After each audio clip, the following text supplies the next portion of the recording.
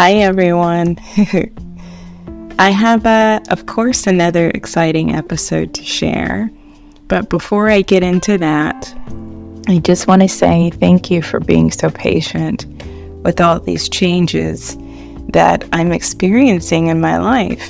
I wanted to make sure that I gave this episode quality time. The quality time that it needs, the quality time that we all need.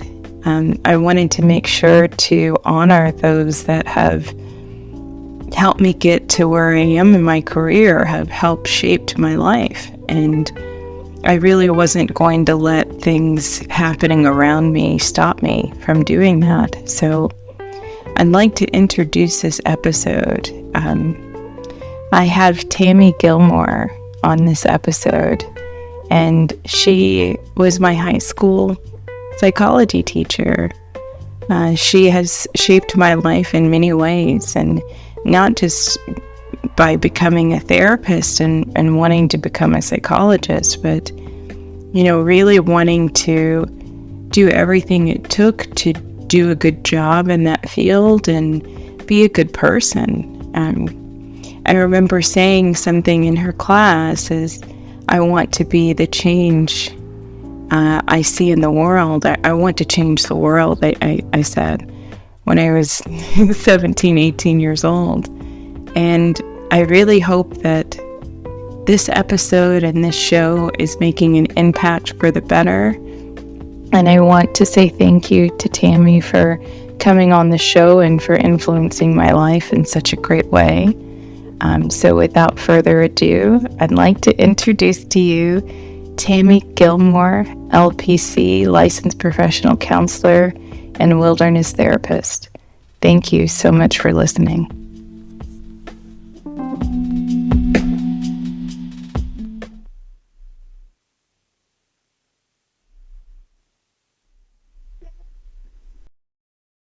It's saying recording on my end. Does it say recording? Yes, it does. Awesome. Well, thanks so much for coming on my show. I'm the host of Freedom to Fight and You're a Method, and I have an amazing guest. I'm so glad that you decided to do this. I think this will be a highly watched episode, to be honest. So, Tami Gilmore, I will let you introduce yourself, and we'll get into questions. Thank you, Nora. I'm super excited to be here. And my name is Tami Gilmore, as she said, and I am a licensed professional counselor and also wilderness therapist. And I used to be a high school psychology teacher. That's how I know Nora. Yeah, you are very important to my life. I mean, goodness, you're really the reason why I felt confident in pursuing this career. So I've gone through, we had moved several times during high school, and it wasn't until my senior year that I was like, oh yeah, that's what I want to do. I want to follow the path of psychology. I want to be a psychologist, but it's totally fine if I don't get a PhD. Oh, I'm super honored to have been able to teach you because you're so inspiring. Oh, that's really nice of you. Okay, so I'm gonna just ask you about your background in psychology so people know what a licensed professional counselor is and what what is it again? Wilderness therapist. Well, I almost said nature wilderness, which is the strange way to present that. It's the same as like a nature-based therapist, so you are right on track there by saying that. Cool. Okay, so I have I think my career in psychology started in 7th grade when I kept asking the questions why. Like, why do people do that? Why do girls stay with mean boys? Anyway, so but then I studied psychology in college and got a master's degree in psychology. A bachelor's degree in psychology. But my first grade dream was to be a teacher. So to combine the two was the greatest thing ever. And so I taught high school for 13 years in psychology, sociology, AP Psych, and drill team and Avid. And then my boys left for college, and then I pursued the other dream of being a counselor, and I went back to get my master's degree at Texas Wesleyan University in counseling, and started a private practice while I was still teaching. And then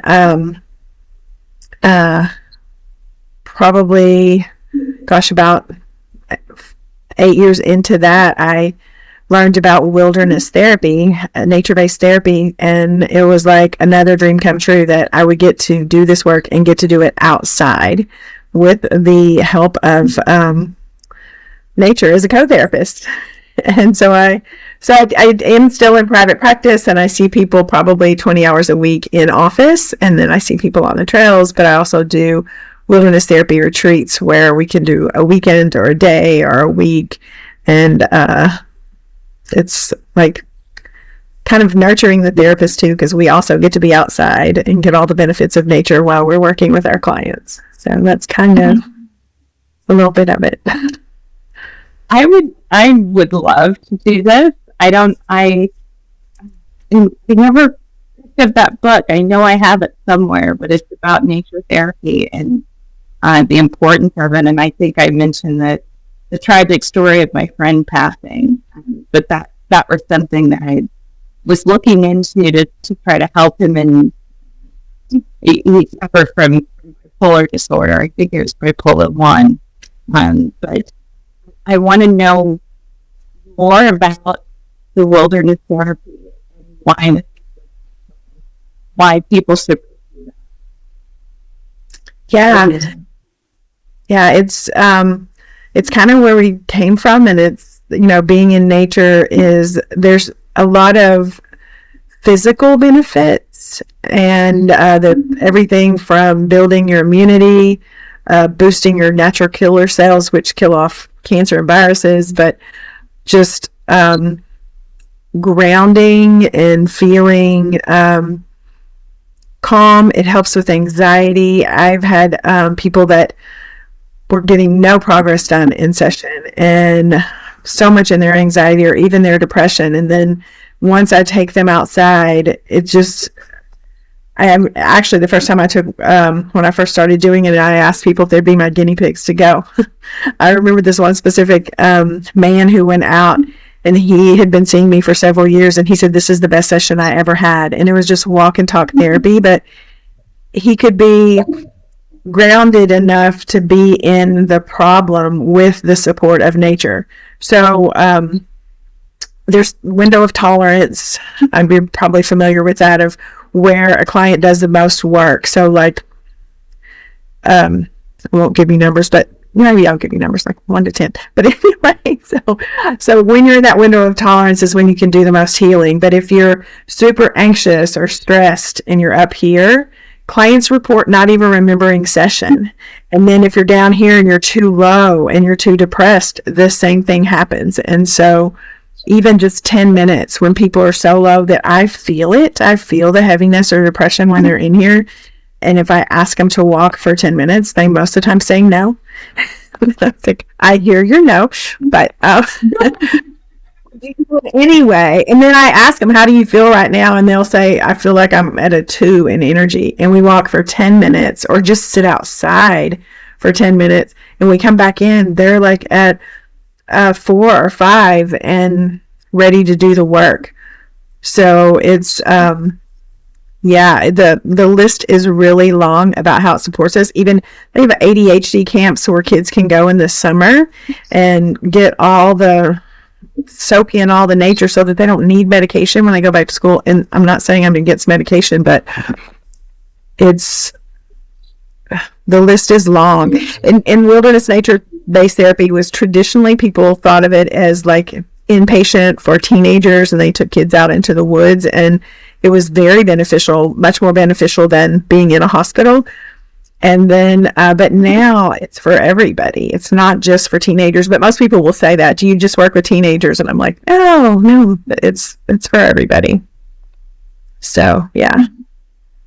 it's kind of why I'm living in the area that I am, because I know that it affects my mental health, my quality of life. If I'm not connected, because I'm a really sensitive person, and I whoever and I really, my intention in adopting a dog was to make sure that I got that I was walking outside enough, and that somebody is going to hold me accountable because she has to, So, it's been my earliest memories in life and being in school, going to a Montessori school, before I was even like 10 years old, like being outside, like playing outside, like that's just such a fundamental part of childhood that I know that not every child gets, but it's just, it leaves the mark on you. It gives you a sense of freedom, honestly.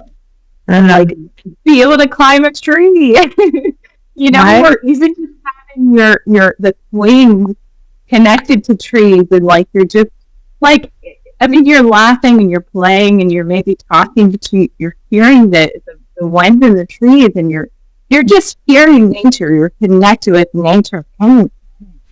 You're in a state of joy, and it's just it is very healing. It's something that I don't think that people are really connected with themselves anymore. They're not connected with their inner child. They think, oh, I'm an adult, let me go ahead and suppress that. But really, I think it's an integration. It's a part of yourself that needs to be nurtured and catered to.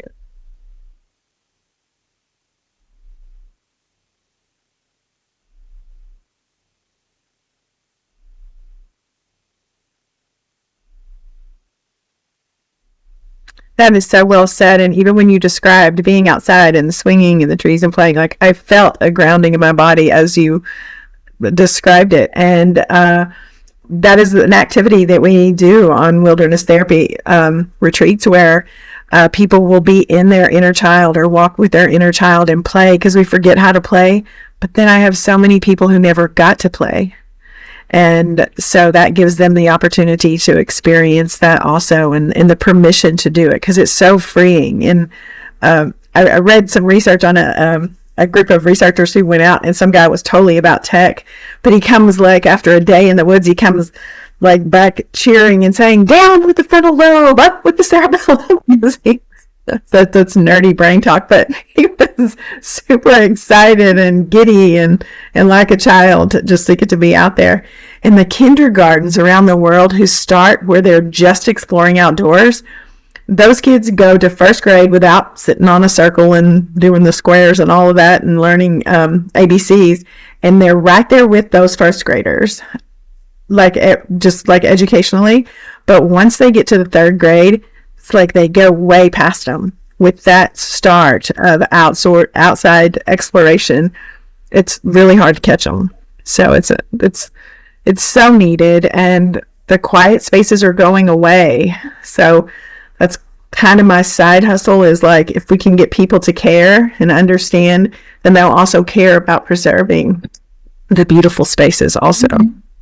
So that's a really important job. My goodness. I mean, it's like definitely a heat wave in Texas, but like throughout the world, I know London's like baking right now, and like there's a lot of places around the world that are a lot hotter than even in Colorado. It's hotter.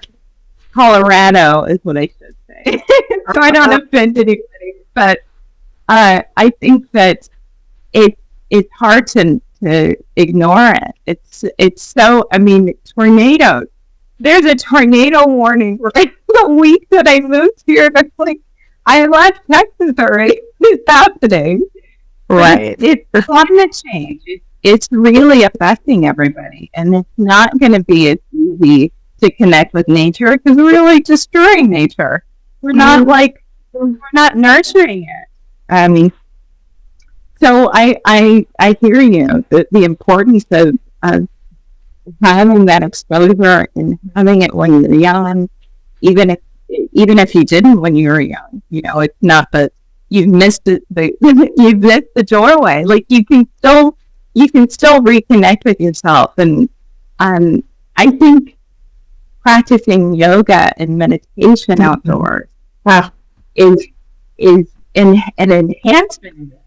So I mean, I meditate pretty regularly, and I've done yoga outside, which is kind of strange because you're like taking a class with strangers and, doing weird poses and stuff. Just, it's kind of awkward for me because I'm socially awkward, but I get the benefit of like having the sun be on your skin and be just walking with your shoes off, just on the grass. That's so grounding. I don't do that when I'm having a meltdown. When I've already reached my place, or right before then, I'll go and walk around outside. But meditation and yoga are grounding for me, and doing it outside is like just this enhancement of everything you're saying.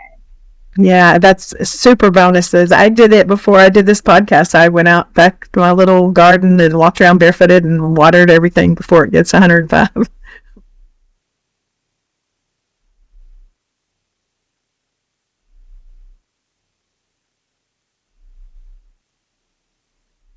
But it is really grounding. And 20 minutes in nature sitting lowers your stress hormones. I feel like I'm a walking like fact person, which is so boring. But anyway, so 20 minutes sitting, you burn more stress hormones off than walking for 20 minutes in nature. So it's not, people think, oh, I have to be super fit to do this, and it's not even true. So like you said, meditating, walking, doing yoga, being present, and then adding in nature, it's just so many benefits at once. And it's like, giving yourself love to do those things. So it's amazing. So I didn't even consider that. You can sit and meditate, which sounds like probably the priority or the number one thing for you. But there's walking meditations as well. So for people that do prefer walking, you don't have to be sitting down to meditate. You can meditate all day. Meditation really is like focused intent. So it's really whatever you're focused on, for better or for worse. You can be focused on all your anxieties, but it's really what you're giving your attention to. And doing like some words of affirmation, like while you're walking, can be something that, somebody wants to explore that, or just sitting in the grass and just, starting your day like that. I think that some people kind of feel like, well, what are people going to say if they see me, and I'm sure my neighbors are like, this crazy lady walking around at the grass, like she's going to step on poop or something. Like, I'm fine with whatever. There's bugs and there's a whole ecosystem in our grass. Like it's second to none. You just can't replace it with anything.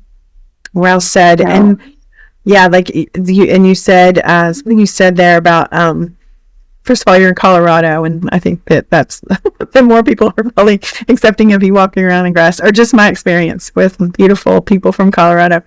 But the bugs and stuff, that's like what I get from a lot of people is like, oh, I don't like bugs, and I don't like heat, and I don't like, what if there's a snake? And most of the snakes I've seen have been in my backyard and not in the wild, because we're the predator. They don't really like us that much. But anyway, that's kind of how we do in our life. If we don't want to do hard things, we don't want to take that walk or whatever. So nature is a reminder that, yes, it's beautiful and it's peaceful, but there's some not great things too. And so it builds resilience to be able to deal with the heat or the bugs, and reminds us that life is not, all of the great things. And it's so weird too when you get accepting of the bugs. It's like they don't bother you. It's just I don't know, that sounds weird, but it's just true. I think everybody just minds their own business. They're talking about the bugs. It's like they're not going to bother you if you're not bothering them. Like I know I said this when we talked beforehand, but when I was working in foster care, there's a little boy that brought up a question about human nature or mother. I really still haven't refined this. It's been a long time. I feel like it's been over 10 years since yeah, I know. But he just said something that I just instinct. The answer just came out so quick that we are a part of nature. So if we're out in nature and being respectful of nature, like nature's not gonna just like attack us. It's not gonna, like there's a natural order of things. I'm sure if you saw a tiger in the wild, it'd be a different story. But like the bugs and things that are naturally there are not going to be like, why are you here? Like we're supposed to live together. We're supposed to live in harmony. Right. And we consider it in wilderness therapy, we consider it a blessing if you do see wildlife like that too, that it's like a sign or a message. And my son Clay, who you know, says there was a time where mountain lions were a big thing in my world, and I was talking to him about it. He goes, "If you see one, Mom, then it's too late. So it doesn't matter." He goes, he said, "They see you, but you don't see them or whatever." Anyway, that's a whole nother story. But we consider it a blessing. But I wanted to mention something else that you said that was so perfect. You talked about the walking with intention and attention. And yesterday I did like a little part of a company retreat. Well, I was a part of their retreat. And this young woman who's incredible in the accounting field, and she said the moment that we did a meditation to set the intention for the day, and when she left to go on her wander, she said she just burst into tears and realized how much in her life that she was not doing intentionally. And she's a young mother, and she's like, I'm not setting intentions and I'm not living intentionally and with attention. And it was just so beautiful that she was aware of it, and that in that moment she wanted that. And I think that's so important. So thank you for saying that. Well, it really needs to fall into to like go on autopilot, and you can do that in meditation. I've taken a lot of meditation classes, and that's I think that's pretty common. I think that's kind of a natural place to go to, because I think it's just part of our lower nature. I don't want to phrase it in a way to be demeaning to ourselves, but we have an ego, we have a soul. This is my belief. And I think that our ego just kind of like organizes things, just like, this is a task, this is what I need to complete that task, and now the task is done. Like that, I think we fall into that with things that we should really be intentional about. We should have our full attention. And it is kind of heartbreaking when you realize that, because it's like the joy is gone. Yeah. Like that element of connecting with, because that's really how you can fuel change. It's not just change, like I think change in your life as well. Like when you're adding that element of joy, it's like that's how you can really impact yourself and others. Is that it's like people see you having fun, or you see you being joyful, you affect other people without trying. So I just it's really it's like a magnet. So I think that it's just important to recognize that and try to stay connected with joy. Yes, I see it in you. Like your face is just always chilling. Well, I can't turn that off, which is a good thing. Before we move on, I have to talk about Clay because he's such a good person. Oh my goodness, I haven't seen him in a very long time. But your son Clay does what? What is his career, and how did you influence him? Oh my goodness, he actually influenced us, and I have two wonderful sons, by the way. Brady is also my wonderful son, but he's older than, so you probably didn't get to meet him. But Flay, in college, and his fraternity sent him to a similar wilderness thing where they were out on their own, and he had to do a solo in the woods, and it was a day without sun, and it was rainy. And anyway, he tells the whole story about, this might tell you a little bit about the mom-son connection, because he said that when he finally fell asleep in the woods alone, well, he did see a bear that day too, but he fell asleep alone, and he had a dream that I was coming to get him in a Jeep, and he's like, "Why are you here?" And I was like,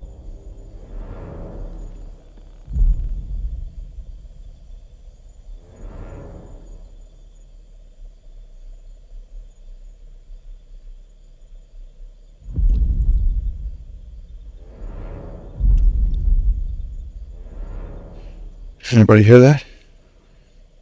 It's an impact tremor is what it is. Fairly alarmed here. Come on. We gotta get out of here. Now, right now. Go. Let's go. Hey. Start the engine room. What's he doing?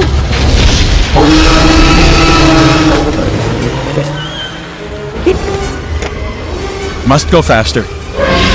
"That's a dream, Clay." Anyway, but he loved it since then. And then after I started training in wilderness therapy, and my other son is amazing too, and probably should be a counselor. And he does fly fishing, mindfulness through fly fishing. And so the three of us were sitting around, and he's like, "Let's just do it." And he came up with the name of our company, and he did the website and kind of got us started. And we all three started in the beginning, and everybody's still doing their own separate things, and hopefully it'll be bigger. And right now he was working in Yosemite and then Mammoth Lakes, and he the summer doing like backpacking, taking people on like long backpacking trips and stuff. So that's what he's doing. So he's going to be listening to this, so he'd be so excited. But I'm sure you analyze his dream. I'm sure that, right? I think it's just him thinking, "Hey, maybe I need my mom's support or something while I'm in the wilderness. I'm so vulnerable. Maybe that's where the or maybe she could let me go." It could be like, "Mom, I got this." I don't know. I hope he listens. I hope he listens to other episodes. You know what would be fun? If I showed him some martial arts moves, that would be real cool. Oh my gosh. Yeah. Football player. That would be great. That would be great. Cool. If I see him again, it's been a very long time, but I'm going to move on.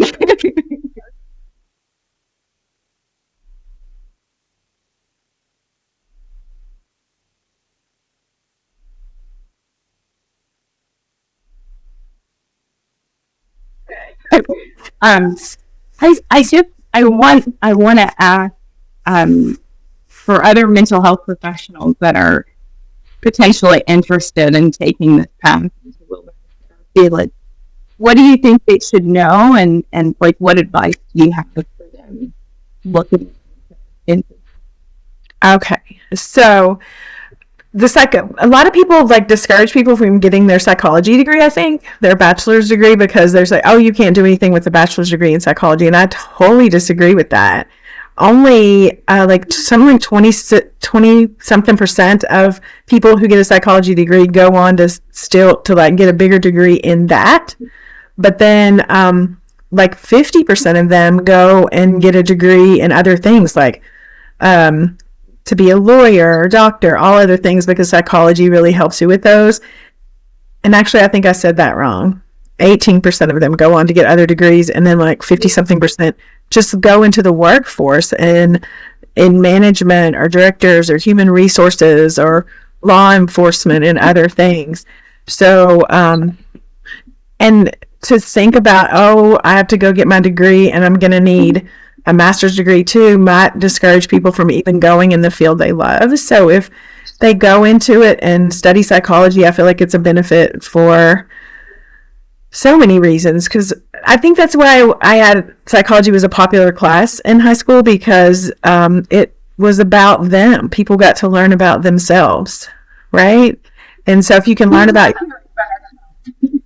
do because that's how you like maneuver the world, to know about yourself and to understand yourself. I think that's priority. So I love the field, obviously, but it's not for everybody, and so that's kind of my thing. I obviously promote going on to the other, but to think I have to start, and that's even some people won't be doctors because they're like, oh, I have to do so much school, but start what you love and then it may take you somewhere else. So that's kind of my only advice there. Interesting. A lot of things came up when you said that.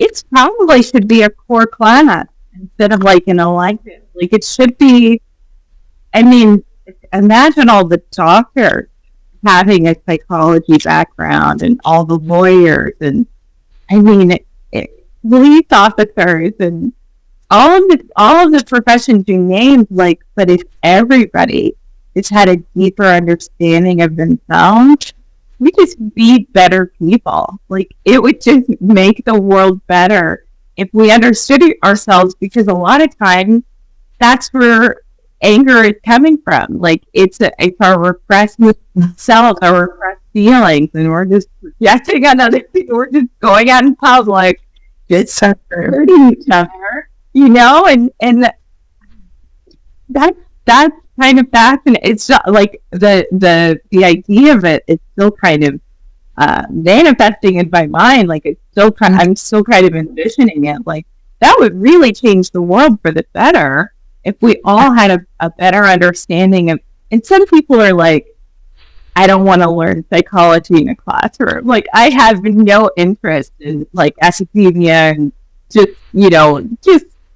And they're right in their own way. Like there's a lot of corruption in general, but I think that spirituality also was a little bit more prominent, or other options, like not just in a classroom. I think that would really change the world for the better.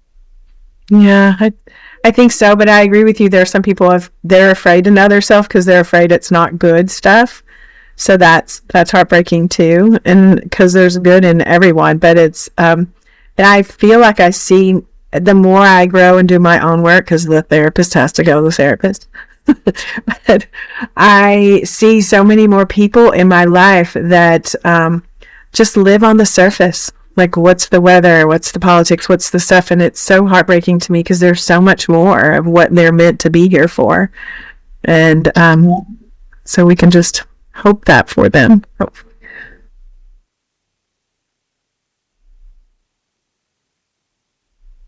I'm just the opposite. Like I'm a very deep thinker. So talking about casual stuff just like annoys me. And I know that it's like, oh, it's a casual thing to say. Like it's an easy way to start a conversation. But what are you doing? Do you really want me to tell you how I'm really feeling, or like you want a simple answer? I would like people to know themselves a bit better. I hope that this show helps. At least the audience of people training in martial arts or interested in martial arts are looking into psychology and their mental health, and so cool. They do some healing, because it's like. It can be really scary to know yourself a bit better and know the issues you need to work on. But it is so freeing, from my personal experience, to know the things you need to work on and work through them. Like, there's a saying, I'm trying to remember how the saying goes.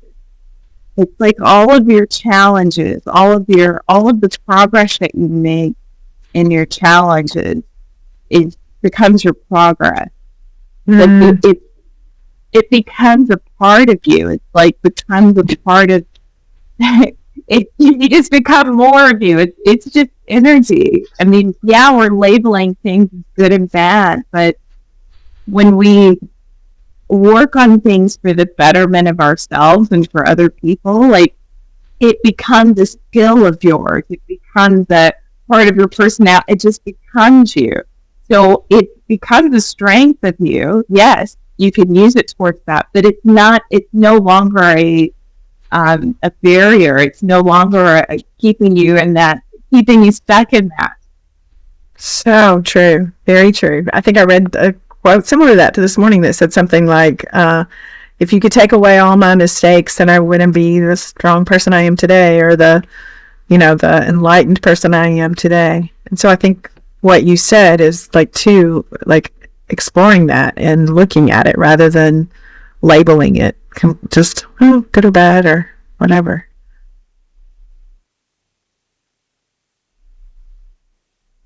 So I love watching you talk, though, because I can see it happening and the energy, and it's all infectious. So, yay. I'm remembering all the scenery.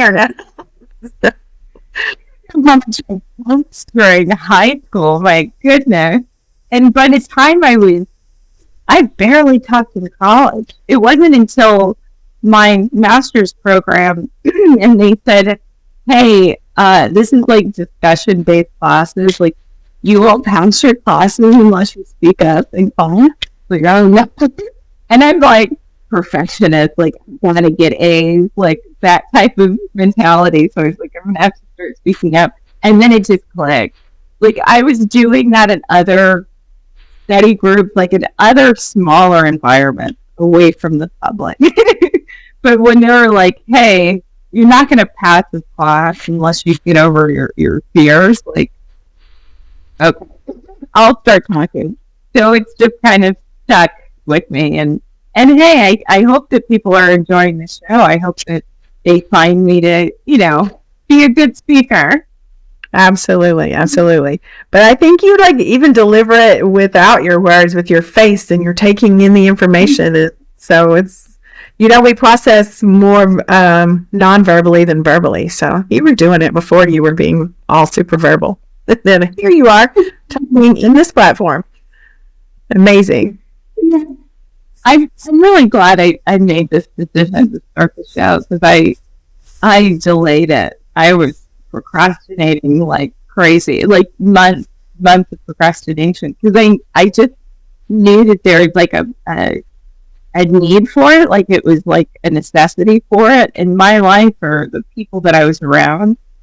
But I was like, I can't have this good idea and like have somebody else do it. It's like, I need to do it. I need to step up and do it. So I think I recorded my first like 4 interviews and kept them for months. I think I recorded them like in April and then didn't release them until July. Like, I have to actually do it. I can't like have interviews and not release these interviews. Like, I have to do it. So it's been a struggle, because I really am truly introverted. It's hard for me to to do this, but it's part of facing my fears. It's part of me overcoming my challenges. And I'll say one thing about adversity. Like, you said something about, if I didn't go through those challenges, I wouldn't have the strength. Like, it's life without adversity. Really, it's not life as we know it. I mean, like, having some sort of obstacles to overcome is utilizing your skills in real time. It's like you go through childhood and you get some information, but then you got to put that information into practice and see how you survive in your life. And if they're not fun, challenges are not. They don't feel good a lot of the times, but it feels really good to overcome something. Absolutely. That's when you feel the best, when you've done something hard. So, yeah.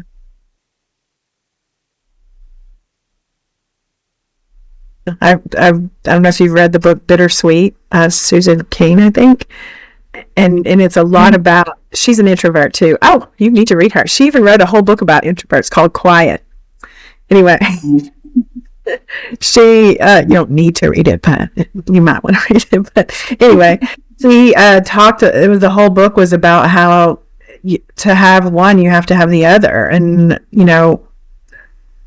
I wish I could think of a really good example that she used, but it was just an incredible book and the experience of, feeling the grief and then feeling the joy of it, the bittersweet and everything. So it's a good example to me, but bittersweet. It's like Oprah's book. Yeah, it was on Oprah's book. It was on Oprah's book. So I don't know if you remember how I felt about Oprah in high school. I'll tell you, you're the second person to bring up Oprah this week.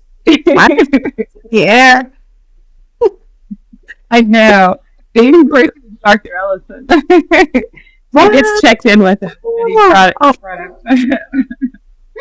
And we talked about you, just FYI. I emailed it.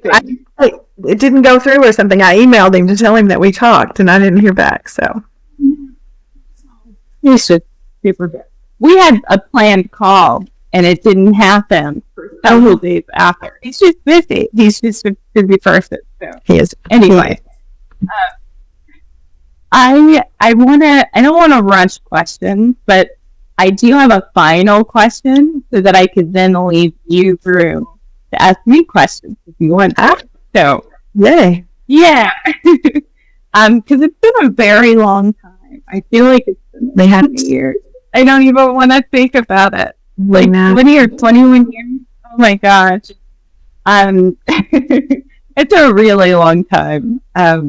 People are like, what year did you graduate high school? Like, get out of here. I'm not answering that question. Well, it's still in the 2000s, so that's good. No, that's fair. Well, my final question pertains to the name of the show. The name of the show is Freedom to Fight. My final question is, what does freedom look like to you? I love that question. I, in fact, asked a client that question today, too, because of you. So, so to me, freedom is being able to follow your path, and even though other people don't agree, because I think that's so hard. So I think building the resiliency to say, this is mine to do in the world, and this is my gifts and my path, and being able to do it even though people don't agree. I mean, it would be wonderful freedom if they did agree, but that takes too much time. So everybody to agree. So to me, the freedom is to be on your path and be able to do it because you know it's right for you, and then they're not. But when I asked my client this morning, she said, it's being on a bicycle or a horse and the wind in your hair and no signs telling you don't, and to be able to turn wherever you want. And I was like, oh, that's so much more beautiful than what I said. So, like, yeah, it's beautiful. Yeah, I felt the freedom as she said it. So, and it made me think of mine because it's like being on her path and no don'ts and being able to go where you want to go. But she had the wind and everything, so that was great. And it's indeed more, but I really resonate with what you said, because many people that are supporting me, and I have new supporters, and I'm growing really fast, and I'm really busy. I'm really booked up. And many supporters as I have, like, people that don't support me. There are people that want to deter me from taking this route, and for whatever reason. And I think that's probably one of the biggest lessons I learned in my graduate program. So I'm going to name drop one more person to Russell Burkey. I think he was my very first class. They taught theory, and he really drove it home, like the message of, like, you're not a kid anymore. Like, yes, you have your inner child, but you're not in the role of a child anymore. So even if, during the holidays you go back to visit your family, and they treat you just like they always have since you were 10 years old, whatever it is. Like, you're not that person anymore. You get to evolve out of that. You get to follow your own path, regardless if other people are growing with you or not. Like, you don't have to be stuck there. You don't have to impress everybody. You don't have to say yes. And it's really to your detriment when you say yes to things that just aren't for you. Like, you have to use your discernment and find your own path. And hopefully those people that weren't supporting you become your supporters once they actually can, see what you're doing with that. But I'm not doing this to get approval from anybody. Like, I'm going to take my show and push the limits, like I wanted to do it this way, where I don't have a boss, where I don't have to check in with someone. Like, is it okay for me to say this? Like, those restrictions would take away from the show.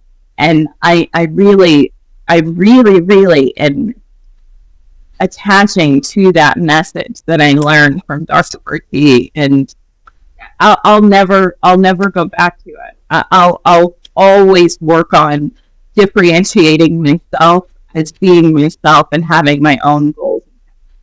Wow, that's so powerful.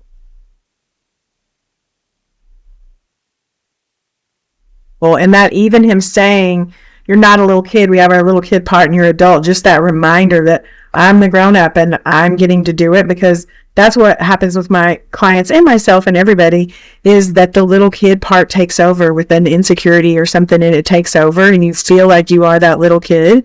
So to constantly have that reminder, like, wait, I am the grown up. And of course my little kid part feels that way because of whatever. And lovingly attend to that part of you, but then remember you're in charge and you're the adult, and feeling that. So IFS theory of parts work tells you to constantly remind that part when it takes over you to say, don't overwhelm me. Like, I'm the soul of me, I'm the self of me, and let me help you, but I'm in charge. And then because that little kid wants to listen to what everybody else says and needs the guidance, and especially people who didn't get the guidance as a child, they're searching for it all the time when the wisdom is inside. And so wow, what an incredible tribute to your professor and to you for carrying that forward and still passing it on. That's great. Yeah. He's pretty special. I like him. I think we're the same personality type, which is very interesting. But yeah, I know that I'm taking advice from people that don't even have a background in psychology. I have a master's degree. Like, what was he doing with my life before? Taking everybody's opinion and just evaluate, like, yeah, I care about it. Nobody cares about me. Everybody has good intentions for me. That's also a part of life. It's to know that some people want to get in your way. Some people want to stop you from what you're doing for whatever reason. Yes. Yes. And for some reason, it's like, sometimes it's to keep you for them because they're afraid you may grow and get bigger also. So it's like, and they may unconsciously be doing it. So there's all kinds of reasons. And I love that you love people and can listen to them, because I tell everybody, like, even what I say in session, like, imagine it's a buffet. There may be some things I say, they're like, not buying that. But take the things you do rather than just nothing. Like, I'm not going to take anything because you said this one thing wrong. So, like, take the things that feel true to you and then leave the others. But yeah, being the grown up, it's hard. Right. You gotta set boundaries, but boundaries doesn't always mean you have to cut people out, but sometimes it does. Sometimes it's like, I'm talking to you again. See, then yeah, you're gone. Yeah. So, yay. Okay. Do I get to ask you questions now? Yeah. Whatever you want to ask. Well, just first, just like the name of your podcast and Freedom to You, and what made you pick that name? I like the term freedom. I'm a free thinker. I'm a deep thinker, but I think I'm pretty creative. Like I'm like learning that about myself. Like I've got a science part of myself. Like I really like psychology. I really, really like research. I really like the study of people. But I also have, I think, in equal part, I have this artistic part of me that like I sing and I dance and I write. I wanted to be a writer before I was 10 years old. I was like, oh, we can write stories, that I need to love reading books. And I have this wild imagination. If that doesn't happen, if I don't have the freedom, if I don't have the space for that to happen, then I'm just like, the whole routine type memory stuff. So, the freedom to fight comes from giving myself freedom to fight, like freedom to not look at violence as just something that's bad. I didn't have any interest or being in martial arts when I was a kid. Like a lot of people do. They got enrolled in karate or taekwondo, something like that as a kid. But that it was instilled in me that violence is just so bad. Well, the type of violence that I think was being conveyed to me that was so bad is abuse in any form. And there should have been a distinction of that type of violence is really something to avoid rather than something that's controlled, that's safe, that will help you develop as a person. Being in a quite literally a cage, you're cage fighting. Like it sounds super scary, but it's like when you get to do that with people that you trust and that you enjoy being around, there is nothing that has helped me develop relationships that like faster than that. Like we're gonna punch each other in the face, maybe, or kick each other, or we're gonna and I don't mean like we're blooding each other up. Like I mean like most people can take a punch, but and just haven't ever experienced it. But I mean like really in a safe, controlled environment with people that have training. Like you're wearing gear, like you're protected, but you're facing your fears. And so the freedom part is definitely having the space to create and to imagine and just having freedom. And the fight part, of course, belongs to like the violence or the controlled violence. But even the two, that being in number two, is like the relationship. Like you're always in relationship with something, with yourself, with others, with your environment. Like the two part is the relationship part. The freedom to have fighting relationships, to have all types of relationships, like freedom in everything. So, gosh, this is totally new and foreign to me. So I am just fascinated to hear. And have you worked with clients in a way with this at all? Not yet. Just because I want to trust myself a bit better. Like I'm not highly ranked at all.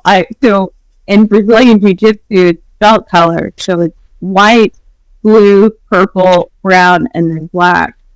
To get a black belt takes at least a decade.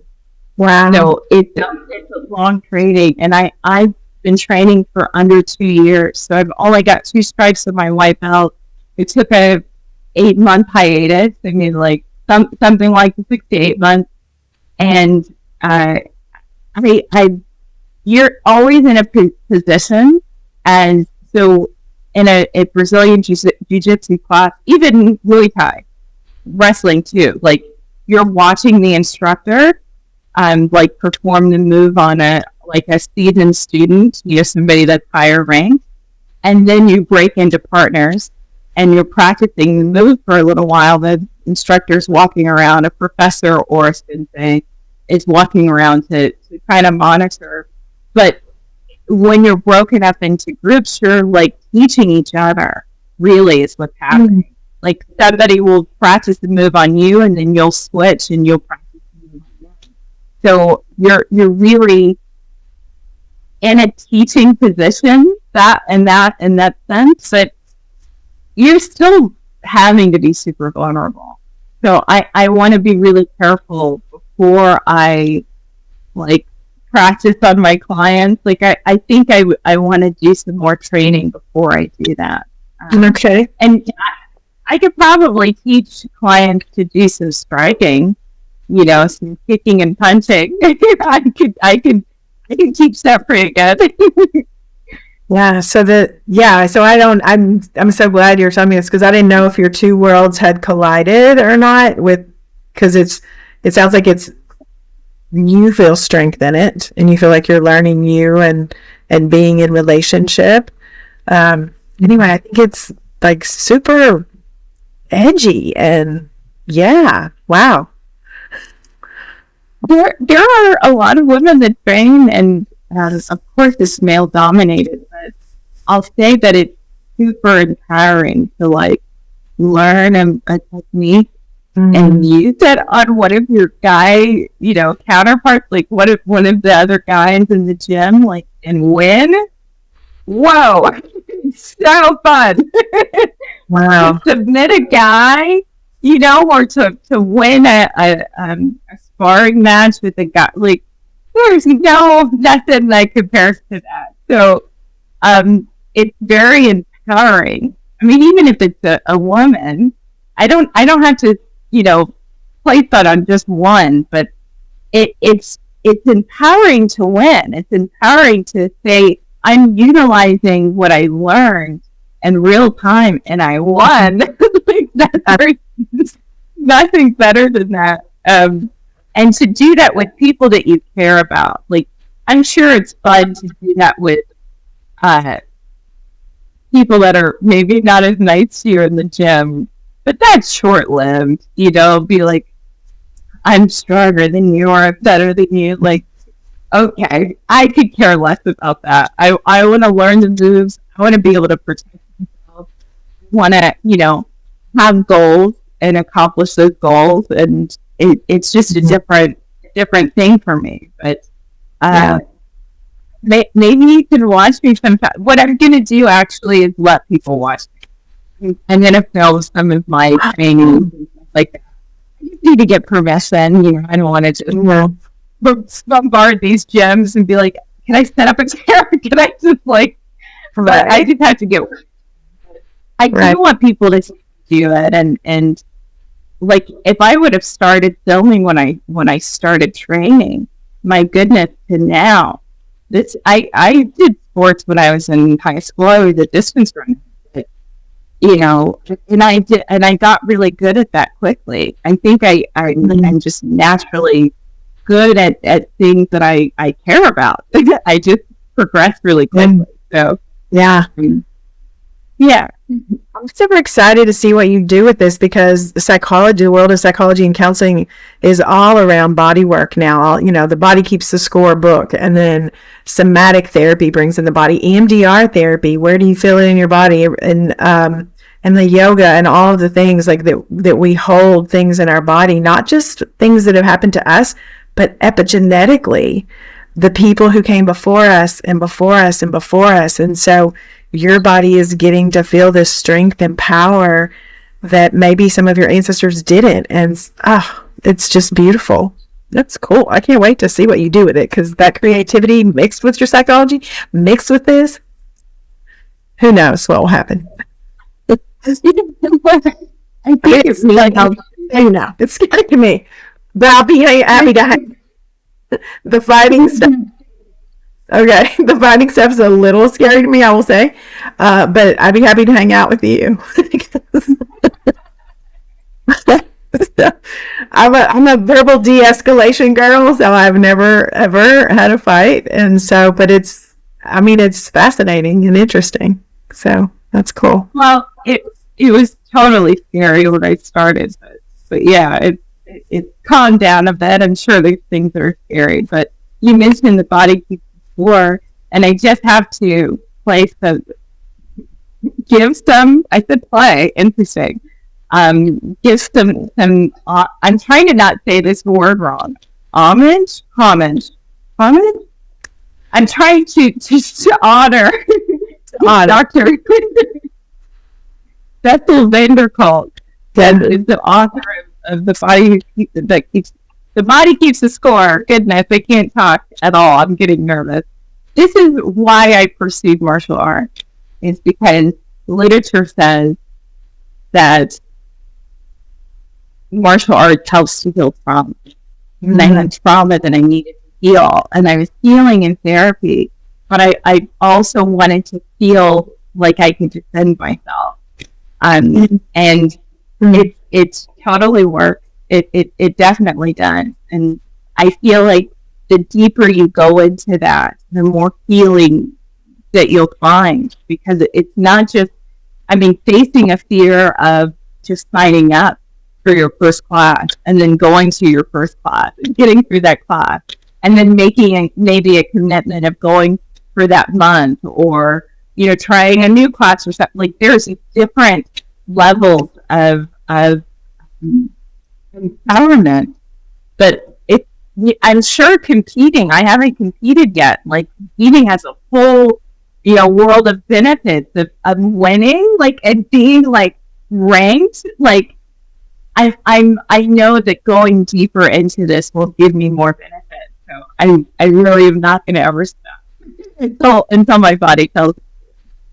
Yeah, that's interesting. I have seen a client before who was a karate champion, and I can't say anything about this person because you'd be able to figure out who it was, but they were incredible, and it was life-changing for them after a lot of trauma too.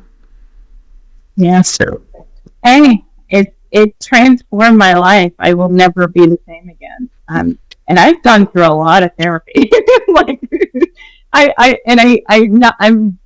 I'm laughing, but I'm not saying that in a, I don't know how that comes off, but I've gone to therapy for various different reasons. I've seen one therapist and we've worked through an issue, and then I've stopped sessions and I've seen another therapist.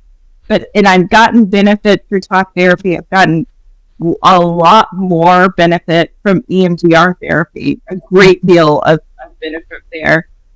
But it's just different. It's a different type of healing. It's experiential. It's experiential. I can't say that word either.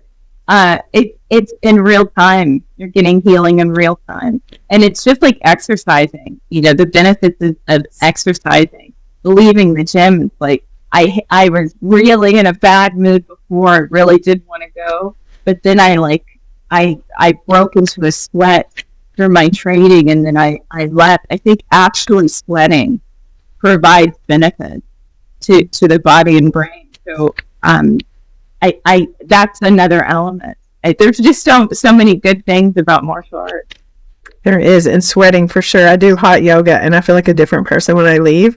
But yesterday, the girl, when she left, somebody said, "So how was it?" And she goes, "I'm always happy when it's over." It's so true. It's hard doing it, but then you are happy when it's over, and you're always glad that you went. Not always, but mostly. Yeah.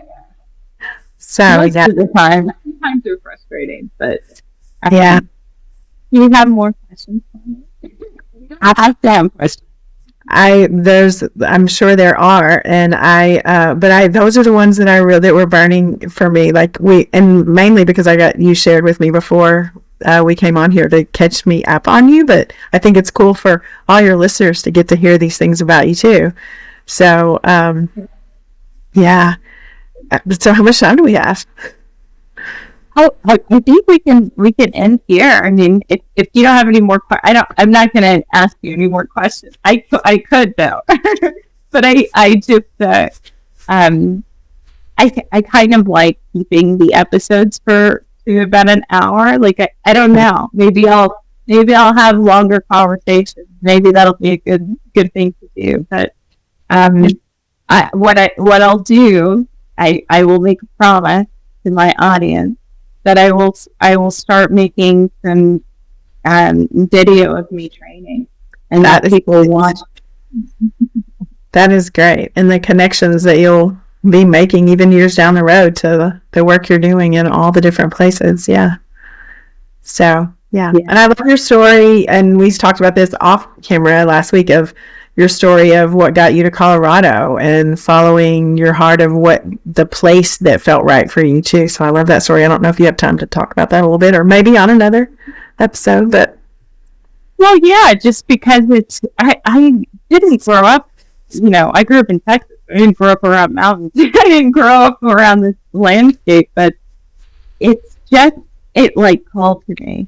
Like I came up here one time and I was like, no, this is it. Like I knew in my undergrad that I wanted to go to Colorado, but I think it was really because of the PhD program I wanted to attend. It really just was highly ranked, and that's why I pursued it. And then I didn't pursue it. But it wasn't until, I don't know, like 4 or 5 years later that I actually got up here and just knew, like, I need to be near mountains. Like that's really my calling, and I need to be able to walk barefoot. And that's another thing that happens in martial arts. You wear shoes. Oh, you leave your shoes at the door, and we're like we're animals. We're fighting on the ground. No, I'm not a fan of the shoe. Me neither. And even in dance. Yeah. Even in dance, it's a grounding aspect of just having your foot on the ground, your feet on the ground. So, being able to do that here, it's not like I couldn't do that in Texas, but it's not as comfortable. And I'm not good in large cities, and I just it just wasn't the right fit for me. And I'm not going to just trash my hometown and in my home state. Like, I got a lot of benefits. That's where most of my trauma comes from. Being in Texas, I spent most of my time there. But without that adversity, those challenges, would I be here? Would I be doing what I'm doing? Like, would I want to help other people heal their trauma and make a show about it? Like, probably not. So I'm grateful for where I came from. I'm grateful for where I am, and this is just the right place for me.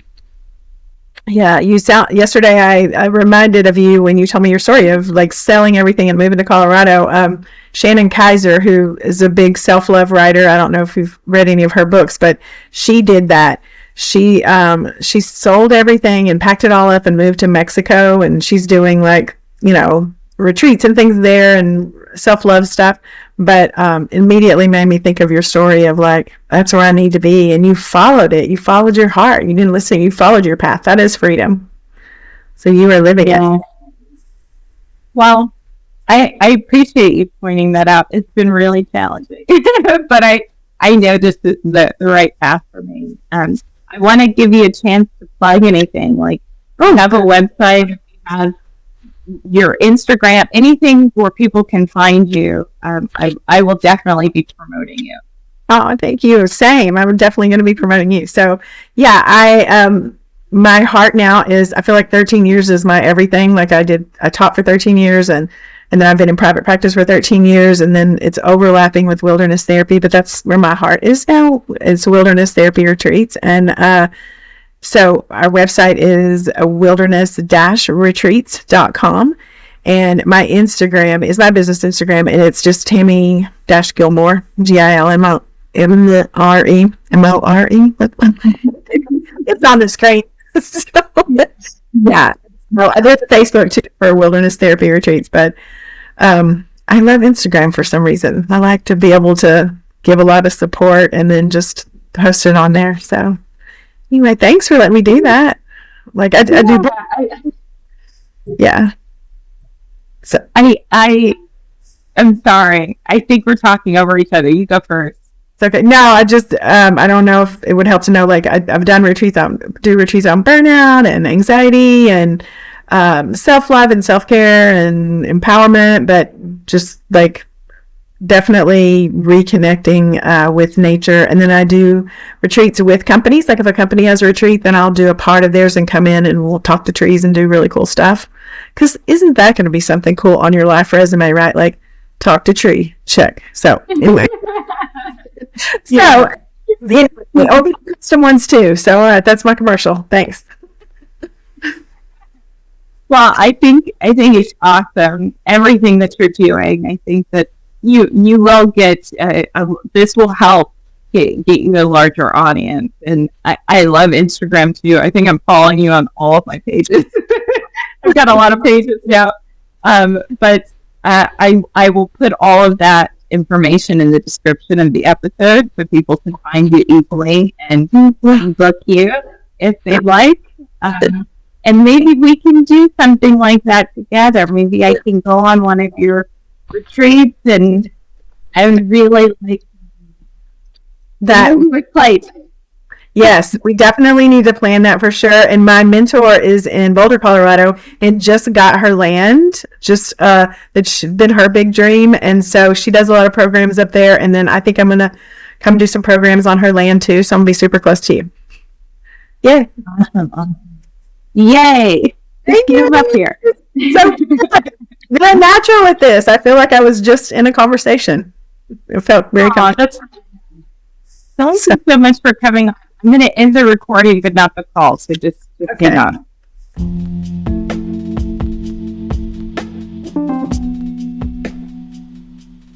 I had such an amazing time making this episode. I really, really want to thank all of you for supporting me.